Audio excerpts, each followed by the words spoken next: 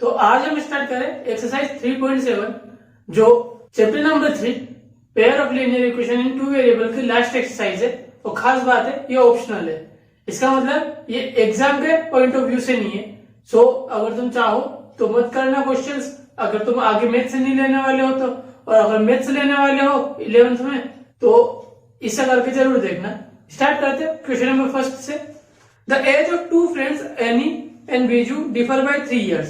तो बताया कि अनी और बीजू दो फ्रेंड है, उनकी एज में डिफरेंस है 3 years का। और अभी हमें ये नहीं बताया कि कौन बड़ा है और कौन छोटा है। Annie's father Dharam is twice as old as Annie. तो चलो इससे रिलेटेड इक्वेशन भी लिखते जाते हैं क्वेश्चन को पढ़ने के साथ साथ में।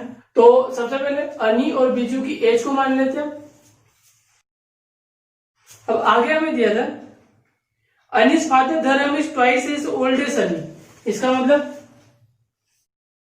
अनी के फादर की एज अनी की एज की ट्वाइस थी, तो ट्वाइस मतलब 2 into x हो जाएगा। एंड आगे हमें दिया बीजू इज ट्वाइस, बीजू है मतलब जो y है equal to twice is old age his sister Kathy. तो ट्वाइस मतलब 2 multiply एज ऑफ केथी जो कि उसकी सिस्टर है। तो इसका मतलब हम लिख सकते हैं age of Cathy equal to y divide by 2। अब क्वेश्चन में हमें कंडीशंस दिए, एक कंडीशन तो हमने पढ़ ली है कि दोनों के एज में डिफरेंस है 3 years का, और एक और कंडीशन दी है the age of Cathy and Dharam differ by 30 years। Cathy और धर्म की एज में डिफरेंस है 30 year का। और अब हम ये जानते हैं कि धर्म है अनी का फादर, इसका मतलब वो बड़ा होगा केथी से, तो हम लिख सकते हैं एक कंडीशन के हिसाब से देखें हम तो धर्म की एज और केथी की एज अगर माइनस करें तो आंसर आना चाहिए 30, क्योंकि इनकी एज में डिफरेंस है 30 का। इसका मतलब धर्म की एज थी मतलब अनी के फादर की एज थी 2x माइनस केथी की एज है y बाई 2 इक्वल टू आना चाहिए 30। तो इसे आगे सोल्व करें तो ये हो जाएगा 2x equal to 30 plus y by 2 और x इक्वल टू 32 जो हो जाएगा 60 प्लस y डिवाइड बाई 2, और यहाँ का मल्टीप्लाई बाई 2 इस साइड में जाएगा तो डिवाइड में चला जाएगा, तो x इक्वल टू हो जाएगा 60 प्लस y बाई 4। अब हमने यहाँ पे x की वैल्यू इसलिए निकाल ली क्योंकि हमें पता नहीं है कि इन दोनों में से कौन बड़ा है। इसका मतलब हमारे पास दो कंडीशंस आएंगी और दोनों कंडीशन से हमें सोल्व करना पड़ेगा। तो अगर फर्स्ट कंडीशन देखें, इफ अनी says is greater than Biju says, तो कंडीशन दी थी दोनों की एज में डिफरेंस है 3 years का, मतलब अनी जो बड़ा है उसकी एज है x और बीजू जो छोटा है उसकी एज है y। अगर इसे माइनस करें तो 3 आना चाहिए, और अगर x की वैल्यू रख दे इसे इक्वेशन फर्स्ट मान लेते हैं तो यह आ जाएगा x की जगह 60 plus y by 4 minus y equal to 3। तो हो जाएगा 60 प्लस y, 4 को मल्टीप्लाई माइनस y में करेंगे तो 4y डिवाइड का 4 इधर चला जाएगा मल्टीप्लाई में क्योंकि होल अपोन में आ गया इसलिए, तो 3 into 4 हो जाएगा y माइनस 4y हो जाएगा माइनस का 3y, 4 3 जा हो जाएगा 12 प्लस का 60 इस साइड में देते माइनस 60। तो 12 में से 60 माइनस करें तो आंसर आएगा माइनस का 48, माइनस का 3 मल्टीप्लाई में इस साइड में डिवाइड में भेज देते तो y की वैल्यू आ जाएगी 16। अब अगर y की वैल्यू 16 है तो x की वैल्यू निकालें, इक्वेशन फर्स्ट में पुट करें तो हो जाएगा x equal to 60 plus y की जगह आ जाएगा 16 डिवाइड बाई 4, तो 60 और 16 हो जाएगा 76, 4 से डिवाइड करें तो x इक्वल टू आ जाएगा 19। अब अगर हम माने कि अनी की एज छोटी है बीजू की एज से, ये हो जाएगा फर्स्ट केस। सेकंड केस देखें, इस बार बीजू की एज बढ़ी तो हमें लिखना पड़ेगा y minus x equal to 3, x minus y की जगह, और इक्वेशन फर्स्ट से वैल्यू पुट करें तो x की जगह आ जाएगा 60 plus Y bye 4।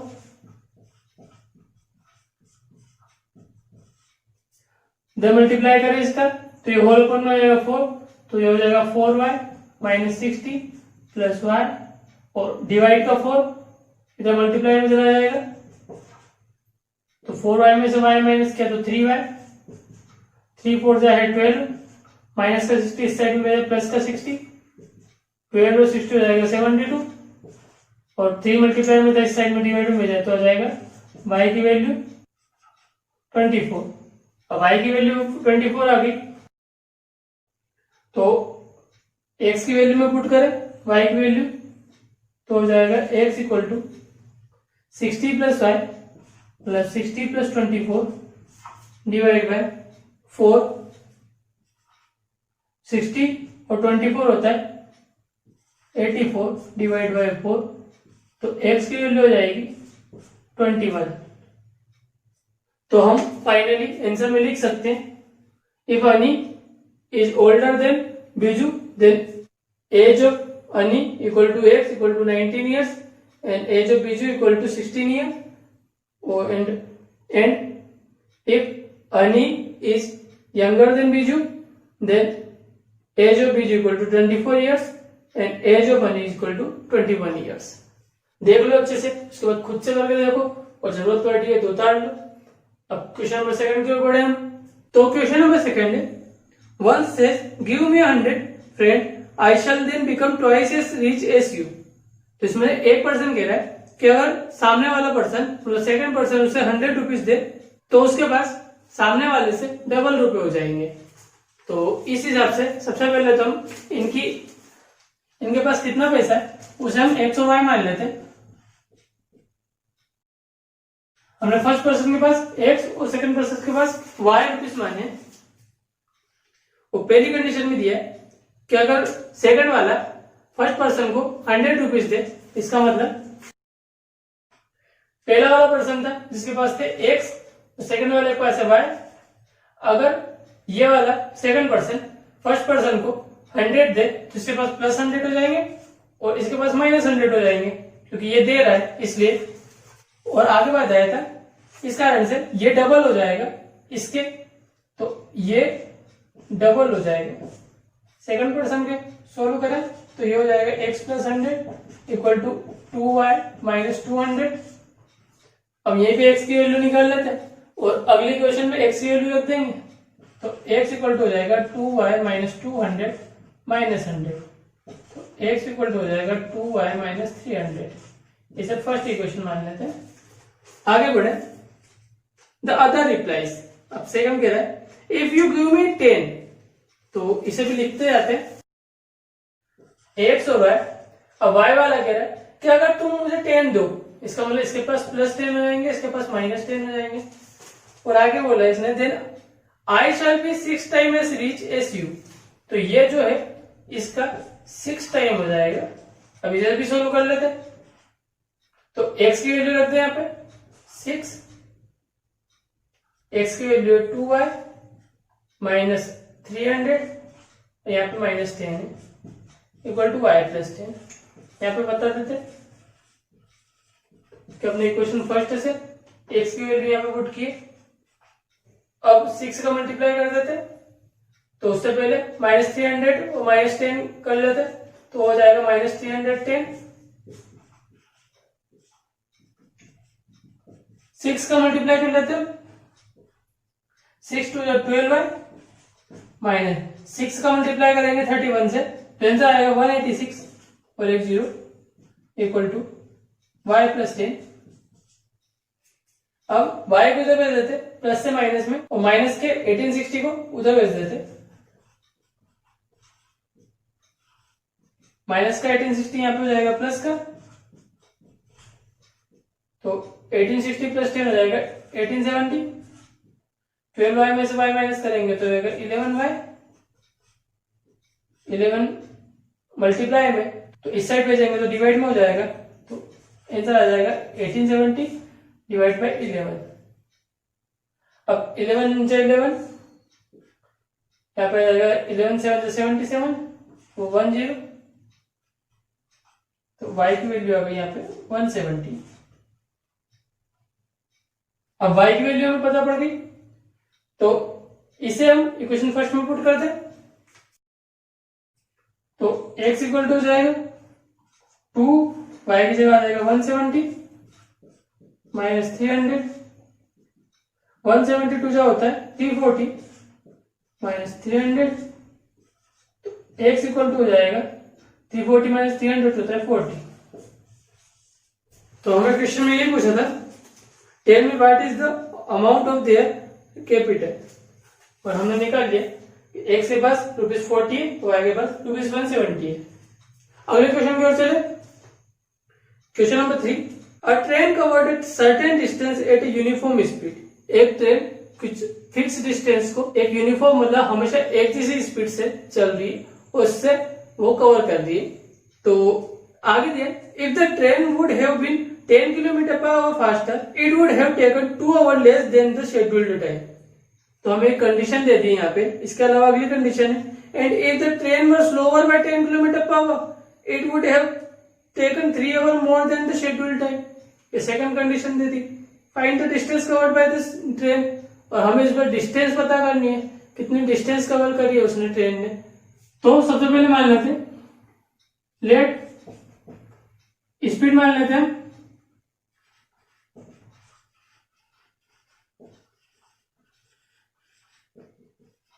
Uniform speed थी उसकी x, और अगर टाइम मान लिया हम अगर t, time to cover distance t equal to t, जो फिक्स डिस्टेंस है उसे हमने d माना, तो टाइम हो जाएगा t। तो अब डिस्टेंस की वैल्यू निकाल सकते हैं हम,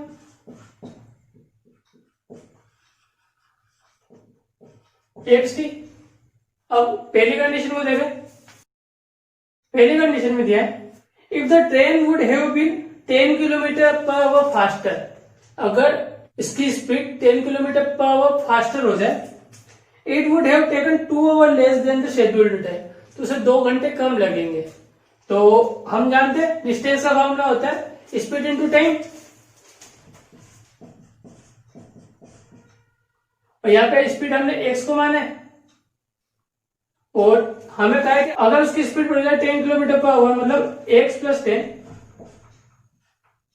तो उसे टाइम लगेगा ओरिजिनल से 2 घंटे का, टाइम हो जाएगा t माइनस 2, और डिस्टेंस जो कि थी xt।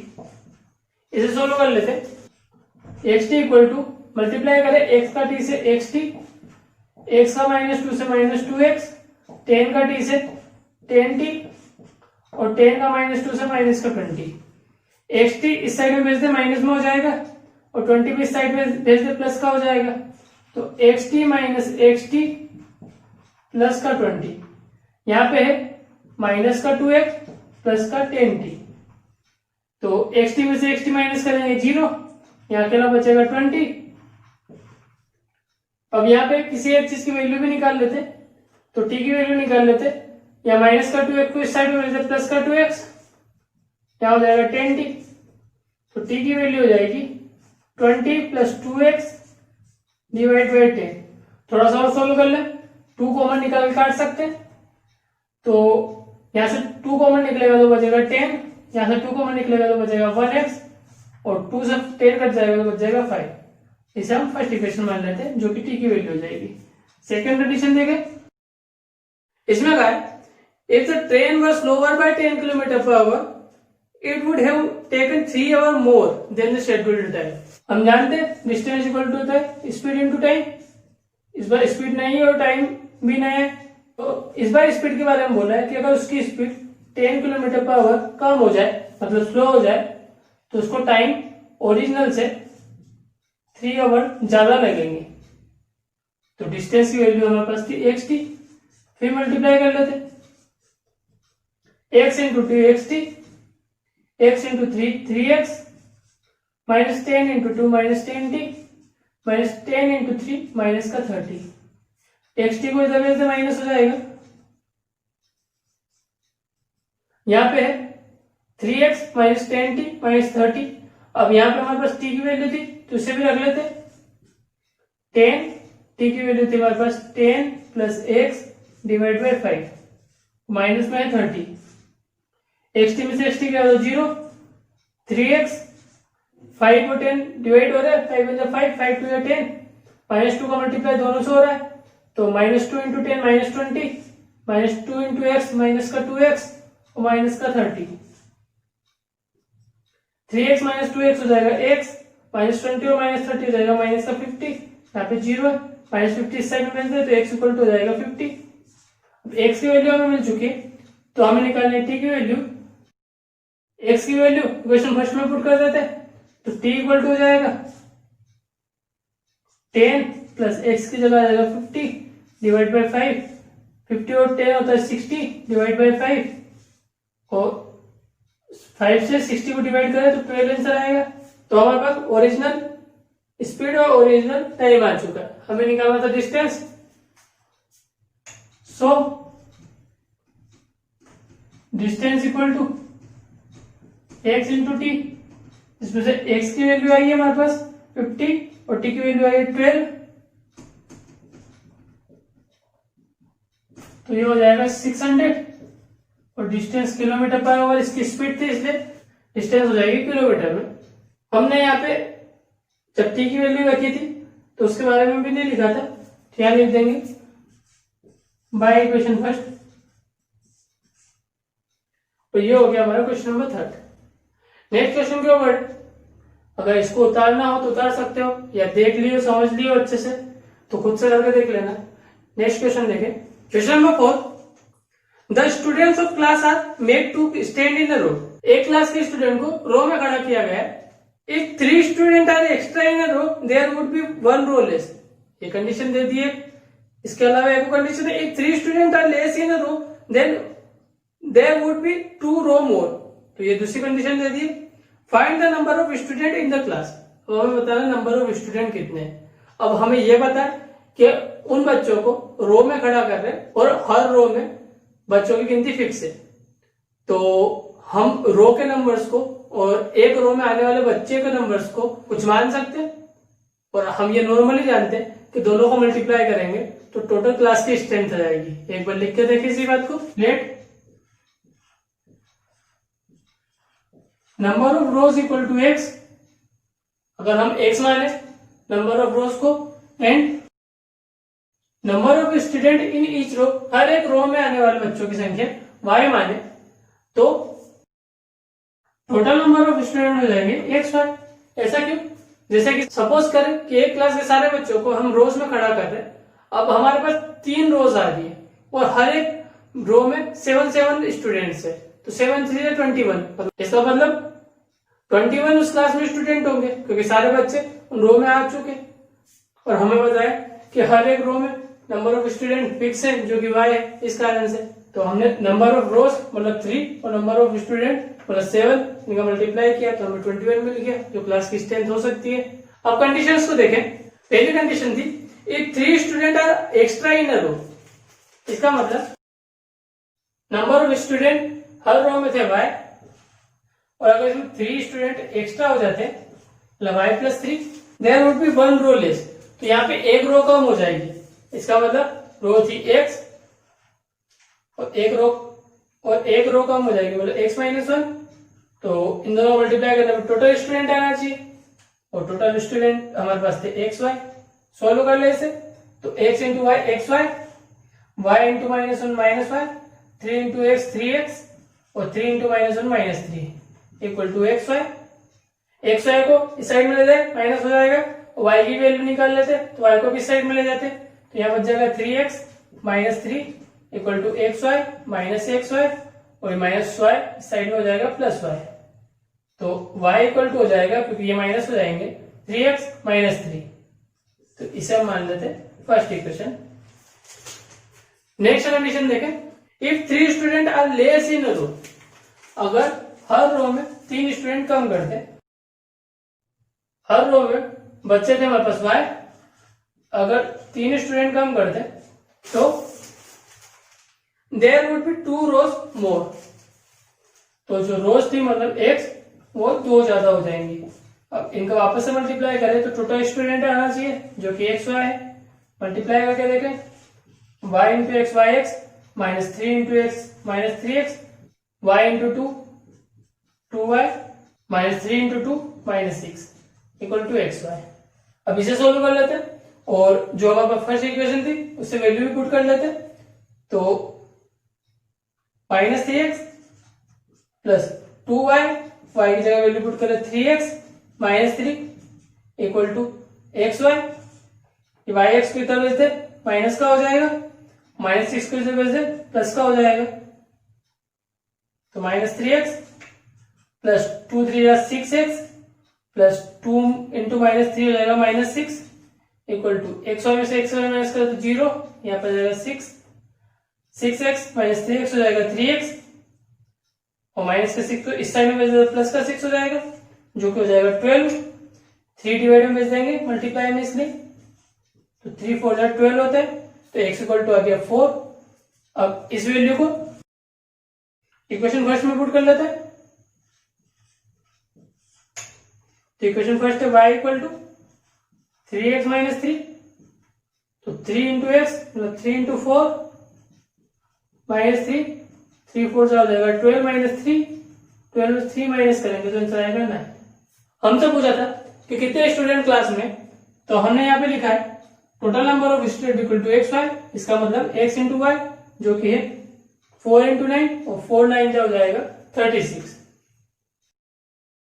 और ये हमारा आंसर हो जाएगा। ये बात अच्छे से समझ में आ गई होगी कि हमने रो और number of student in each row का मल्टीप्लाई किया तो टोटल नंबर ऑफ स्टूडेंट आ गए, और ये बात भी समझ में आ गई होगी कि हमने अगर स्टूडेंट जो रो में थे उनके नंबर को चेंज किया तो रोज के नंबर भी चेंज होंगे और वापस इन दोनों को मल्टीप्लाई करने पे वही आंसर आएगा जो पहले आ रहा था, मतलब स्टूडेंट चेंज नहीं होंगे, स्टूडेंट उस क्लास के तो सेम रहेंगे, बस रो के नंबर और हर रो के अंदर आने वाले बच्चों के नंबर चेंज हो सकते हैं, बट बच्चों के टोटल नंबर तो सेम ही रहेंगे।